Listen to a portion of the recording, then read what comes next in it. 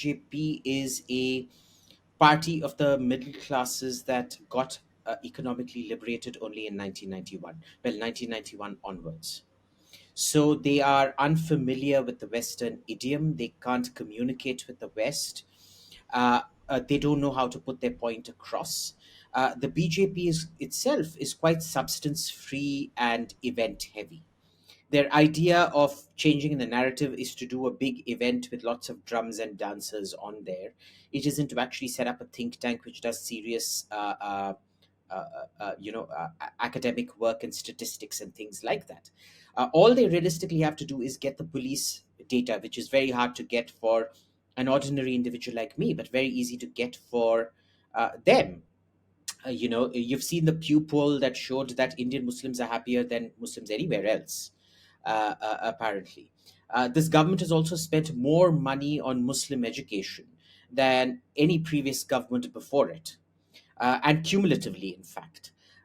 This government has done more for the upliftment of Muslim women than any previous government before it. And in fact, because a lot of the programs for weavers and textile makers, the majority of weavers and textile makers, at least in the north, are Muslims. So it's actually empowering them, subsidizing them, and things like that.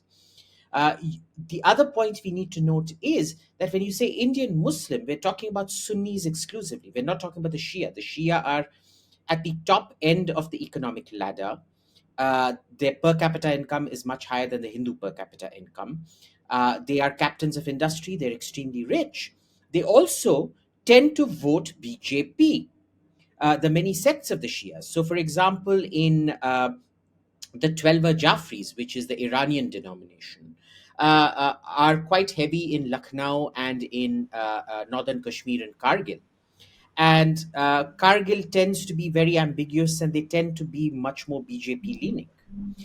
You look at the Dawoodi Bohras and the Ismailis, they have a fantastic relationship with Modi. The Bohra Sayyidina is on record asking his community to vote for Modi. And wherever Modi goes, the Bohris are usually front in line to welcome him and things like that. So, this has been look, the BJP are just dunderheads when it comes to international communication. I don't think they understand English.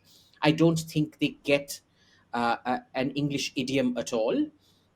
It's not something to be mocked because it is the reality of India that, in India, even when you have an English education, your actual comprehension and cognitive abilities in English are extremely low. It's English just in name, it's not really English. But I think for a government to be like this is inexcusable.